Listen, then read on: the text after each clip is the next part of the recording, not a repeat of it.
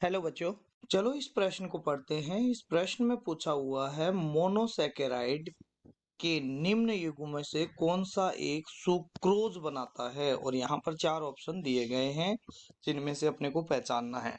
तो चलो सबसे पहले हम इस प्रश्न की मुख्य अवधारणा को सीखते हैं। मुख्य अवधारणा के अंदर हमारे पास में आता है कि भाई सुक्रोज होता है वो क्या होता है, एक सुक्रोज होता है।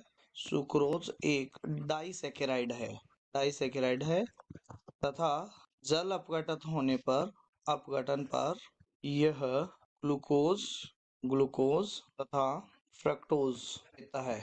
ठीक है, तो हमारे पास में ये पता चल गया कि ग्लूकोज और फ्रक्टोज इसकी क्या होगी, एकलक इकाइयां होंगी, यानी मोनोसैकेराइड होंगे। और वो भी कौन से होंगे, तो ये आपके पास में देगा अल्फा डी ग्लूकोज तथा ये देगा आपके पास में बीटा डी फ्रक्टोज जो आपके पास में आता है। ठीक है, तो यहाँ पर आपके पास में जो सही उत्तर हो जाएगा वो हो जाएगा, क्योंकि ग्लूकोज होता है वो एक आपके पास में ग्लूकोज होता है, उसकी स्ट्रक्चर होती है वो पायरेनोज स्ट्रक्चर होती है। और वो कैसी होती है, वो इस तरीके की स्ट्रक्चर होती है, ये पायरेनोज स्ट्रक्चर होती है इसमें। और फ्रक्टोज की होती है वो फ्यूरेनोज स्ट्रक्चर होती है। और इसमें यहाँ पर कुछ इस तरीके से जुड़ा होता है, यहाँ पर जुड़ा होता है आपके पास में H, और यहाँ पर जुड़ा होता है CH2OH। और ये दोनों आपस में क्या होंगे, यहाँ पर आपस में क्या होगा, एक लिंक होगा जो आपके पास में ऑक्सीजन से जुड़ा होगा।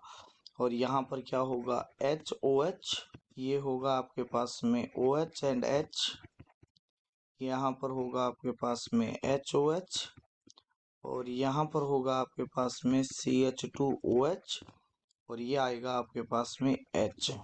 और यहाँ पर भी आपके पास में H और OH आएगा, यहाँ पर भी आपके पास में OH एंड H आएगा, और यहाँ पर आपके पास में आएगा H, और ये जो आ जाएगा वो आ जाएगा CH2OH।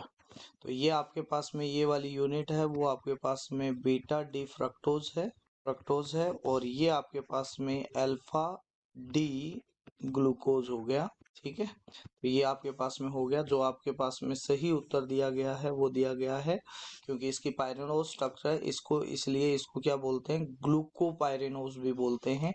तो अल्फा डी ग्लूकोपायरेनोज और बीटा डी फ्रुक्टोफ्यूरेनोज। तो यहाँ पर आपके पास में बी उत्तर है वो क्या हो जाएगा, सही उत्तर हो जाएगा। आशा करते हैं मुख्य अवधारणा के आधार पर आपको इस प्रश्न का उत्तर समझ में आया होगा। धन्यवाद।